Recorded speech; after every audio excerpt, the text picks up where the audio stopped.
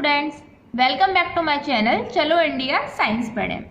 आज हम लोग स्टार्ट करने वाले हैं फिजिक्स का चैप्टर लाइट। तो चलो स्टार्ट करते हैं। सबसे पहले लाइट क्या होती है?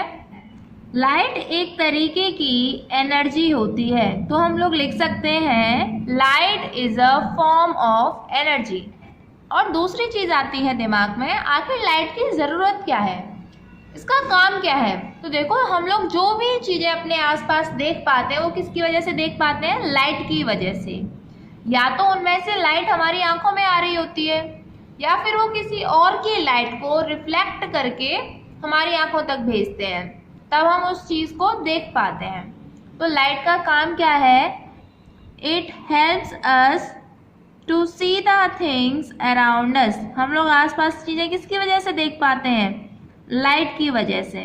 नेक्स्ट आप लोग समझो, ल्यूमिनस ऑब्जेक्ट क्या होते हैं, नॉन ल्यूमिनस ऑब्जेक्ट्स क्या होते हैं। ल्यूमिनस ऑब्जेक्ट्स वो होते हैं विच इमिट देयर ओन लाइट, जो अपनी लाइट इमिट करते हैं, उनको हम लोग बोलते हैं ल्यूमिनस ऑब्जेक्ट। एग्जाम्पल आप क्या लिख सकते हो? जैसे सन अपनी लाइट होती है, कैंडल उसकी अपनी लाइट होती है, टॉर्च अपनी लाइट होती है, इलेक्ट्रिक बल्ब अपनी लाइट होती है, एक्सेट्रा। अच्छा, non luminous object which do not emit their own light, जिनकी खुद की लाइट नहीं होती है, उनको हम लोग बोलते हैं नॉन ल्यूमिनस ऑब्जेक्ट। तो अगर आप लोग अपने आसपास देखोगे तो ज़्यादातर चीज़ों की तो अपनी लाइट होती ही नहीं है। फॉर एग्जाम्पल चेयर, टेबल, इन सब की अपनी लाइट तो नहीं होती है। ये ऑब्जेक्ट्स क्या करते हैं, इनके ऊपर किसी और की लाइट आती है, ये उसको स्कैटर कर देते हैं, या फिर वो लोग उसको रिफ्लेक्ट करते हैं, और जब वही लाइट हमारी आंखों में जाती है तब हमें ये ऑब्जेक्ट दिखाई देते हैं। तो नॉन ल्यूमिनस ऑब्जेक्ट वो जिनकी अपनी लाइट तो नहीं है, लेकिन वो किसी और की लाइट को स्कैटर कर रहे हैं। एग्जाम्पल देखो, मून। हमें क्या लगता है कि मून की अपनी लाइट है, लेकिन वो मून की लाइट नहीं है, वो सन की लाइट है। सन की लाइट मून पर पड़ती है, रिफ्लेक्ट करता है, उसकी लाइट को स्कैटर करता है। तो मून कैसा है? नॉन ल्यूमिनस ऑब्जेक्ट है। और चेयर, टेबल, और एक और एग्जांपल जिसमें आप कंफ्यूज हो सकते हो वो है डायमंड।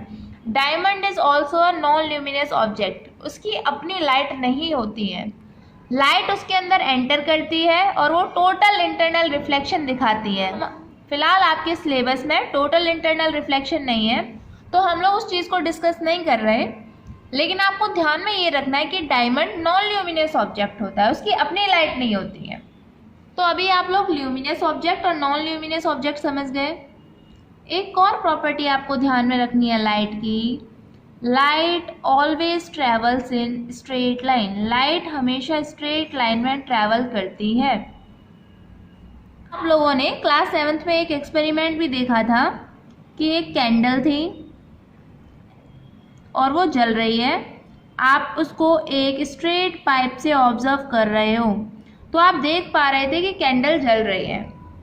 लेकिन अगर इसी कैंडल को आप लोग किसी टेढ़े मेढ़े पाइप से देखो तो आपको नहीं दिखाई देगा कि कैंडल जल रही है। क्यों? क्योंकि लाइट तो इसमें से निकली इस पाइप में, पर क्योंकि ये स्ट्रेट नहीं था तो लाइट मुड़ी नहीं, वो स्ट्रेट लाइन में ट्रैवल करना चाह रही थी, इसीलिए आपको दिखी नहीं। तो यहाँ से हम लोग क्या कंक्लूड कर सकते हैं कि light always travels in straight line. Next thing is nature of light, जिसके बारे में बहुत लंबे टाइम तक साइंटिस्टों के बीच में कंफ्यूजन रही, वो था लाइट का नेचर। आखिर लाइट का नेचर कैसा होता है? पहले साइंटिस्ट बोलते थे कि भाई लाइट जो होती है वो वेव होती है, इस तरीके से वो लोग कहते थे कि light is an electromagnetic wave. Light electromagnetic wave होती है। इलेक्ट्रोमैग्नेटिक वेव वो होती हैं जिन्हें ट्रैवल करने के लिए किसी भी मीडियम की ज़रूरत नहीं होती है, मतलब वो वैक्यूम में भी ट्रैवल कर सकती हैं। वैक्यूम क्या होता है? जहाँ पर एयर ना हो, जैसे स्पेस, वहाँ पर एयर नहीं है तो वहाँ पर क्या है? वैक्यूम है। और इलेक्ट्रोमैग्नेटिक वेव वहाँ पर भी ट्रैवल कर सकती है। तो जब साइंटिस्ट ये बता रहे थे सबको कि भाई लाइट वेव होती है, और कैसी वेव होती है? Electromagnetic wave. उसके बाद में कुछ और साइंटिस्ट आए और उन्होंने बोला नहीं, झूठ बोल रहे हो आप लोग, लाइट तो पार्टिकल होती है। पार्टिकल मतलब उन्होंने बोला कि भाई लाइट जो है छोटे छोटे छोटे टुकड़ों से मिलकर के बनी है और ये टुकड़े बहुत ही स्पीड के साथ में चलते हैं। अब कुछ लोग कह रहे थे कि वेव होती है, कुछ लोग कह रहे हैं कि पार्टिकल होती है। और इसमें भी कंफ्यूजन वाली बात ये थी कि जो लोग वेव नेचर बता रहे थे उन्होंने कुछ एक्सपेरिमेंट भी करके दिखाए जिनमें वेव नेचर उन्होंने लगाया और वो एक्सपेरिमेंट पूरी तरीके से एक्सप्लेन हो गए। दूसरे साइंटिस्टों से पूछा कि भाई आप लोग एविडेंस दो, तो उन्होंने भी एक्सपेरिमेंट कंडक्ट करके बताए और वहाँ पर जब उन्होंने पार्टिकल नेचर से एक्सप्लेनेशन की तो वो भी सही थे। तो अब कन्फ्यूज़न, ये कन्फ्यूज़न बहुत लंबे टाइम तक रही, यहाँ तक कि लोग ये तक बोलने लगे कि मंडे, वेनसडे और फ्राइडे को लाइट जो है पार्टिकल नेचर दिखाती है, बाकी दिन जो लाइट है वो आपका वेव नेचर दिखाती है। लेकिन बहुत बाद में एक साइंटिस्ट आते हैं, डी ब्रोगली, उन्होंने बताया कि लाइट ड्वेल नेचर दिखाती है। ये फ़ोन की ड्वेल सिम जैसे है, दोनों ही नेचर दिखाएगी, पार्टिकल नेचर भी और वेव नेचर भी। यानी अब आपसे अगर लाइट का कोई नेचर पूछे तो क्या बताओगे? It shows particle nature as well as wave nature, दोनों नेचर दिखाती है। और लाइट की स्पीड कितनी होती है? लाइट की स्पीड होती है 3 × 10⁸ मीटर पर सेकेंड। सोच के देखो ये कितना फास्ट है। 10⁸ कितना? 1 2 3 4 5 6 7 8 मीटर पर सेकेंड, यानी 1 सेकेंड में इतने मीटर चल लेती है लाइट। कितनी तेज चलती है। तो चलो अब हम लोग बढ़ते हैं अपने नेक्स्ट टॉपिक की तरफ, जो है reflection, and this one is very important. अगर आप लोगों से कोई पूछे कि रिफ्लेक्शन लाइट के किस नेचर को बताता है तो आप लोग बताओगे पार्टिकल नेचर। मान लो ये कोई सरफेस है और इस पर ये लाइट आकर के टकराती है और ये लाइट दोबारा से लौट करके ऐसी चली गई, तो इसको हम लोग बोलते हैं reflection of the light. Light का आना और किसी सरफेस से टकरा करके उसी मीडियम में लौट जाना, इसको बोलते हैं रिफ्लेक्शन ऑफ द लाइट।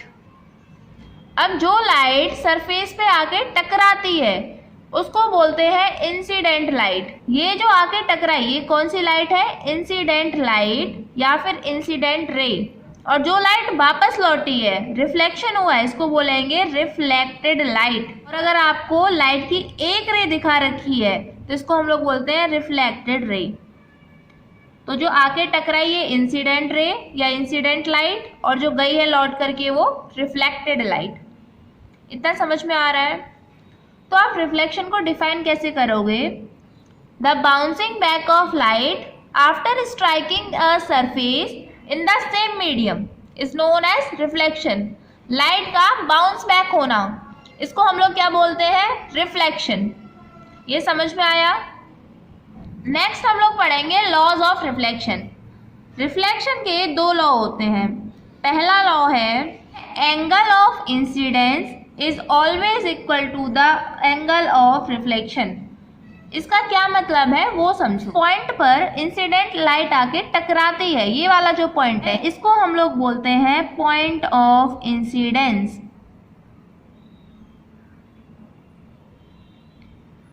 अगर इसी पॉइंट ऑफ इंसिडेंस पर मैं एक परपेंडिकुलर ड्रॉ करूं, ये परपेंडिकुलर हो गई, एंगल 90 डिग्री बना रही है सरफेस से, तो परपेंडिकुलर है। आप इस परपेंडिकुलर को बोल सकते हो नॉर्मल, चाहे नॉर्मल बोल दो चाहे परपेंडिकुलर बोल दो, एक ही बात होती है। परपेंडिकुलर को नॉर्मल भी बोलते हैं। तो अब देखो, इंसिडेंट रे नॉर्मल से जो एंगल बनाती है, आई से इसको हम लोग डिनोट करते हैं और इस एंगल को बोलते हैं एंगल ऑफ इंसिडेंस।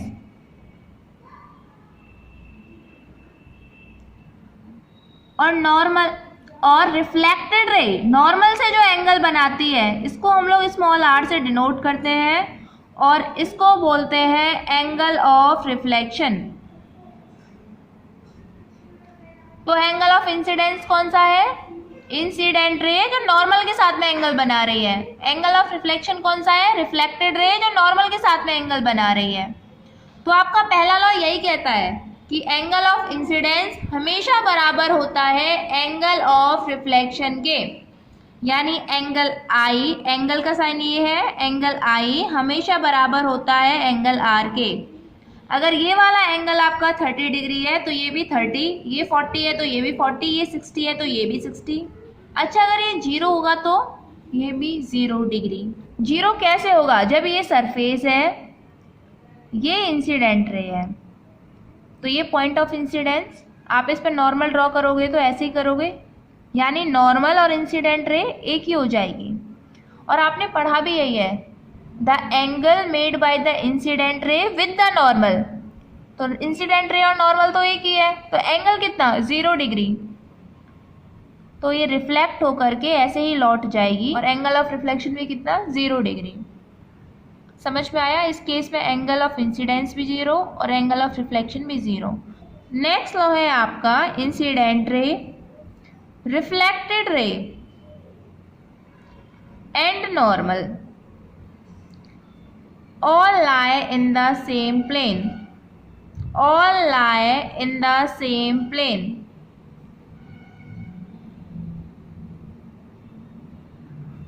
यानी ये इंसिडेंट रे, रिफ्लेक्टेड रे और नॉर्मल एक ही प्लेन में लाई करती हैं। प्लेन का मतलब है, जैसे अभी इंसिडेंट रे ये है तो इस पेपर पर है, तो इस पेपर पर ये ड्रॉ हो रही है। रिफ्लेक्टेड रे वो भी पेपर पर है और नॉर्मल वो भी पेपर पर है।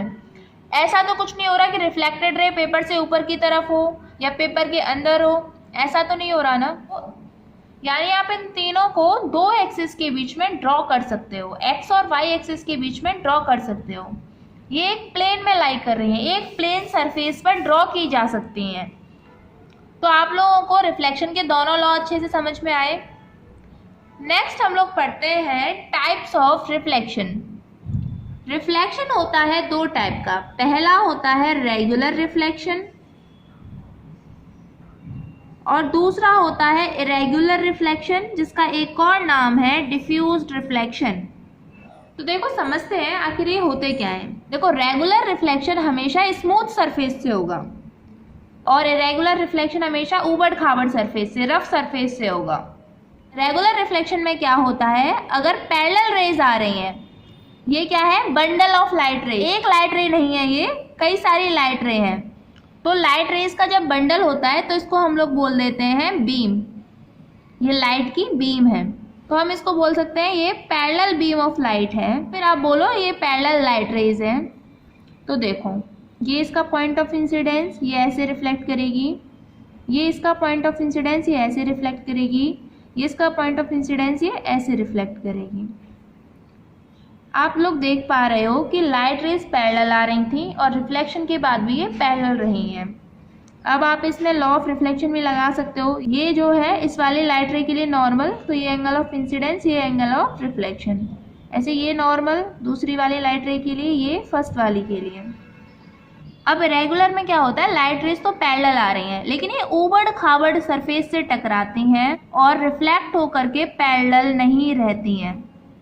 तो रेगुलर में क्या होता है, लाइट रेज आ तो पैरेलल रही हैं लेकिन क्योंकि उबड़ खाबड़ सरफेस से टकराती हैं तो अब ये ऐसे चली गई, ये वाली जो है वो ऐसे चली गई, ये जो है वो ऐसे चली गई।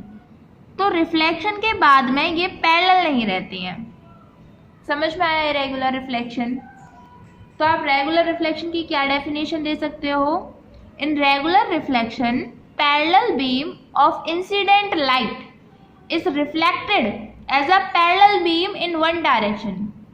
जबकि इरेगुलर रिफ्लेक्शन में क्या होता है, a parallel beam of incident light is reflected in different direction. अलग अलग डायरेक्शन में ये रिफ्लेक्ट हो जाती है तो पैरेलल तो रहेगी नहीं। अच्छा आप लोग अब ये मत सोचना कि इरेगुलर रिफ्लेक्शन के अंदर लॉज ऑफ रिफ्लेक्शन फॉलो नहीं होते, ऐसा बिल्कुल भी नहीं है। लॉज ऑफ रिफ्लेक्शन तो यहाँ भी फॉलो हो रहे हैं। डिफ्यूज रिफ्लेक्शन रिफ्लेक्शन का फेलियर नहीं है।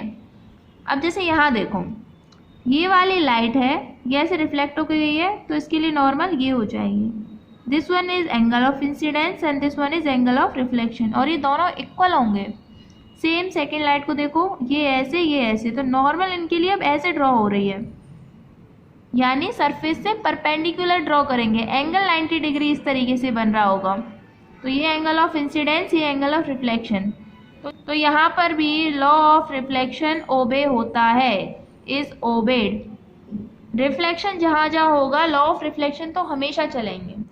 और इरेगुलर रिफ्लेक्शन कैसे सरफेस से? रफ सरफेस से। और mostly 99% of the surface rough surface ही होते हैं। अगर आपको अपने घर का फ्लोर ऐसा लग रहा है कि स्मूथ है, एकदम टाइल्स बिछी हुई है, एकदम स्मूथ है, तो ऐसा नहीं है। जब आप लोग उसको माइक्रोस्कोपिक लेवल पर देखोगे तो उसमें छोटे छोटे गड्ढे होते हैं, तो वो भी इरेगुलर सरफेस है। आपकी दीवार देख आपको रही है कि स्मूथ है, बट वो स्मूथ नहीं है, वो भी कैसी है? रफ सरफेस है, उसमें भी छोटे छोटे छेद होते हैं। इसका मतलब हमारे आसपास ज्यादातर रिफ्लेक्शन कैसा होता है? डिफ्यूज्ड रिफ्लेक्शन होता है, और अच्छा भी है डिफ्यूज्ड रिफ्लेक्शन। मान लो आप लोग एक रूम में बैठे हो, उसमें एक चेयर रखी हुई है, तो चेयर की अपनी लाइट तो है नहीं, वो रिफ्लेक्ट कर रही होगी किसी लाइट को आपकी आंखों में, तब जा करके आपको चेयर दिख रही है। अब मान लो उस पर कोई लाइट टकराती है और वो रिफ्लेक्ट होती है। अगर ये रेगुलर रिफ्लेक्शन होगा तो रिफ्लेक्टेड लाइट एक ही डायरेक्शन में जा रही होगी, और हो सकता है आपकी आंखों में नहीं आए और आपको दिखे ही नहीं। अगर इरेगुलर रिफ्लेक्शन है तो वही लाइट जो है बहुत सारे डायरेक्शंस में जा रही होगी, और मे बी पॉसिबल आपकी आंखों में भी एंटर कर जाएगी, और इस तरीके से आपको वो चेयर दिखने लगेगी।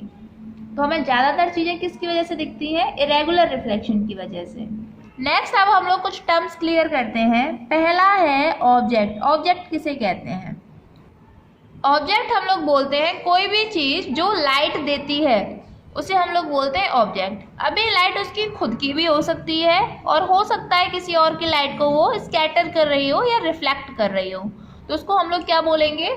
ऑब्जेक्ट है ये। तो आप डेफिनेशन लिख सकते हो, anything which gives light is known as object, and this light can be its own or can be reflected light. समझ में आया? अब आपको एक और टर्म सुनने को मिलेगा यहाँ पर, इमेज क्या होती है। मान लो ये लाइट आई और ये ऐसे चली गई, तो ये वाली इंसिडेंट रे है और ये वाली रिफ्लेक्टेड रे। एक और लाइट आके टकराई ऐसे, और ये भी रिफ्लेक्ट होकर के चली गई ऐसे। तो आप देख रहे हो कि इस वाले पॉइंट पर ये दोनों लाइट रेज करके मिली हैं। तो अगर किसी पॉइंट पर रिफ्लेक्टेड रेज मिलती हैं तो वहां पर बनती है इमेज। इमेज बनती है जहां पर रिफ्लेक्टेड रेज आकर मिले। आगे चैप्टर में जब भी रिफ्लेक्टेड रेज आकर के मिलेंगी तो आप बोलोगे कि वहां पर इमेज बनी है। अब ये इमेज होती है दो टाइप की, रियल इमेज और वर्चुअल इमेज। यानी दोनों में रिफ्लेक्टेड रेज मिलती तो हैं, पर देखो अलग अलग तरीके से। इस वाले केस में क्या हुआ है? दो रिफ्लेक्टेड रेज आकर के मिल गई। अब जरा ये वाला केस देखो, ये इंसिडेंट रे ये ऐसे रिफ्लेक्ट होके गई है, ये दूसरी इंसिडेंट रे ये ऐसे रिफ्लेक्ट होके गई है। अब मैंने इन्हें आगे बढ़ाने की कोशिश करी तो ये मुझे दोनों पैरेलल नजर आ रही हैं, ये आगे कहीं भी मिलती हुई दिखाई नहीं दे रही हैं। लेकिन अगर मैं इनको पीछे एक्सटेंड करने की कोशिश करूं तो ये एक पॉइंट पर मुझे आके मिलती हुई दिखाई दे रही हैं। इस वाले पॉइंट पर जो इमेज बनेगी वो होगी वर्चुअल इमेज। अगर आप लोग रियलिटी में देखो तो सच में ये रिफ्लेक्टेड रेज थोड़ी ना मिल रही हैं, मैं तो इन्हें एक्सटेंड कर रही हूँ, बढ़ा रही हूँ। यानी ये वो पॉइंट है जहां पर रिफ्लेक्टेड रेज वास्तव में नहीं मिलती हैं, लेकिन मिलती हुई लगेंगी। ऐसा लगेगा कि ये कहीं पीछे से आ रही हैं। तो ऐसा पॉइंट जहां पर रिफ्लेक्टेड रेज वास्तव में मिलती हैं वहां पर बनती है रियल इमेज। यहाँ जो इमेज बनेगी वो रियल बनेगी, और यहाँ जो इमेज बनेगी वो वर्चुअल बनेगी। वास्तव में नहीं मिली है, मिलती हुई लग रही हैं। आप एक और डिफरेंस बता सकते हो, रियल इमेज स्क्रीन पर बनती है जबकि वर्चुअल इमेज स्क्रीन पर नहीं बनेगी। Real image will be formed on screen, जबकि वर्चुअल इमेज को आप स्क्रीन पे नहीं बनाओगे, तो आप डायरेक्ट मिरर में देखोगे या लेंस में देखोगे। तो आगे हम लोग पढ़ते हैं प्लेन मिरर को। प्लेन मिरर कौन सा होता है? वो शीशा जो आप लोग घर में अपना चेहरा देखने के लिए यूज करते हो, वो होता है प्लेन मिरर। तो सबसे पहले समझो प्लेन मिरर को रिप्रेजेंट कैसे करते हैं। ये एक लाइन है, और इसके पीछे इस तरीके से छोटी छोटी लाइन है। ये हो गया आपका प्लेन मिरर, इस तरीके से बना हुआ है। तो ये क्या बता रहा है कि प्लेन मिरर रखा हुआ है। अच्छा, ये जो पीछे आप लोगों ने डैश डैश डैश कर रखा है, ये बताता है कोटिंग वाली लेयर को, यानी यहाँ पर क्या हो चुका है, ये पॉलिश्ड सरफेस है। उसके पीछे हम लोग सिल्वर की एक पतली सी लेयर डिपॉजिट कर देते हैं, पतली सी लेयर जमा कर देते हैं। तो क्या बन जाता है, आपका प्लेन मिरर बन जाता है। यानी यहाँ पर क्या हो रखी होती है, सिल्वर की कोटिंग। और इस सिल्वर कोटिंग को प्रिवेंट करने के लिए ऊपर से पेंट कर देते हैं। क्योंकि सिल्वर महंगी होती है तो आजकल मिरर के पीछे एल्यूमिनियम को डिपॉजिट कर देते हैं। तो चलो अब हम लोग पढ़ते हैं कि प्लेन मिरर में किस तरीके की इमेजेस बनती हैं। प्लेन मिरर में हमेशा और हमेशा वर्चुअल इमेज बनती है, वर्चुअल बनती है और स्ट्रेट बनती है। वर्चुअल एंड इरेक्ट इमेज बनती है। इरेक्ट मतलब सीधी इमेज बनती है, इन्वर्टेड नहीं बनती है। जैसे मिरर है, ये आपका कोई ऑब्जेक्ट है, इसे मैं ओ से लिख रही हूँ। इसमें से लाइट निकली ऐसे और ऐसे टकरा के चली गई, और भी लाइट इसमें से निकल रही है ऐसे, और मान लो ऐसे टकरा के चली गई। तो आप एक चीज़ नोटिस करो, अगर आप इन रिफ्लेक्टेड लाइट को ऐसे एक्सटेंड करने की, बढ़ाने की कोशिश करोगे तो ये आगे तो मिल नहीं रही है, सेपरेशन बढ़ता ही जा रहा है। लेकिन ये पीछे किसी पॉइंट पर मिल सकती हैं। देखो इस पॉइंट पर मिलती हुई दिखाई दे रही है। तो इस पॉइंट पर कैसी इमेज बनेगी, वर्चुअल इमेज बनेगी। तो अगर आप लोगों से कोई पूछे प्लेन मिरर के अंदर किस टाइप की इमेज बनती है, तो आप लोग बताओगे वर्चुअल एंड इरेक्ट बनती है। नेक्स्ट आते हैं इमेज के साइज पर। प्लेन मिरर के अंदर इमेज जो होती हैं वो सेम साइज की बनती हैं एज दैट ऑफ ऑब्जेक्ट। जितना बड़ा ऑब्जेक्ट होगा उतनी बड़ी इमेज होगी। अगर कोई इंसान है वो 5 फुट का है तो उसकी इमेज भी 5 फुट की ही बनेगी। इसके अलावा अगर वो इंसान मिरर से 5 सेंटीमीटर की दूरी पर खड़ा हुआ है तो इमेज का भी डिस्टेंस 5 सेंटीमीटर ही होगा। यानी जितना मिरर से ऑब्जेक्ट का डिस्टेंस होता है उतना मिरर से इमेज का भी डिस्टेंस होता है। तीसरा पॉइंट आप लिख सकते हो, image is formed at same distance as that of object. एक और इम्पॉर्टेंट प्रॉपर्टी होती है प्लेन मिरर की इमेज की, वो है lateral inversion. Image laterally inverted होती है। लेटरल इन्वर्जन का मतलब होता है आपको लेफ्ट का राइट दिखाई देता है और राइट वाली साइड आपको लेफ्ट दिखाई देती है। लेफ्ट से राइट दिखाई देगी, राइट से लेफ्ट दिखाई देगी। जैसे इसका एग्जाम्पल आप लोग समझ सकते हो, अपना नाम लिखना किसी पेपर पर और उसे शीशे के आगे लेकर खड़े हो जाना, तो देखना उसमें कुछ लेटर्स आपको लेटरली इन्वर्टेड लेफ्ट के राइट दिखाई दे रहे हैं, राइट के लेफ्ट दिखाई दे रहे हैं। फॉर एग्जाम्पल अगर आप ऐसे बी बना करके खड़े हो जाओगे तो वो बी आपको ऐसी नज़र आएगी, और अगर आप लोग डी बना करके खड़े हो जाओगे तो ये डी आपको ऐसी नज़र आएगी। आप लोग ई बना करके खड़े हो जाओगे तो ई आपको ऐसा नज़र आएगा। ये एक्सपेरिमेंट आप लोग करके देखना। फिनोमिना को बोलते हैं लेटरल इन्वर्जन। तो आज हम लोगों ने बेसिक पार्ट कंप्लीट कर लिया है। आगे हम लोग पढ़ेंगे reflection of light from curve surfaces. I hope आप लोगों को ये पूरा अच्छी तरीके से समझ में आ गया है। So thank you students and keep revising and check your description box for the notes.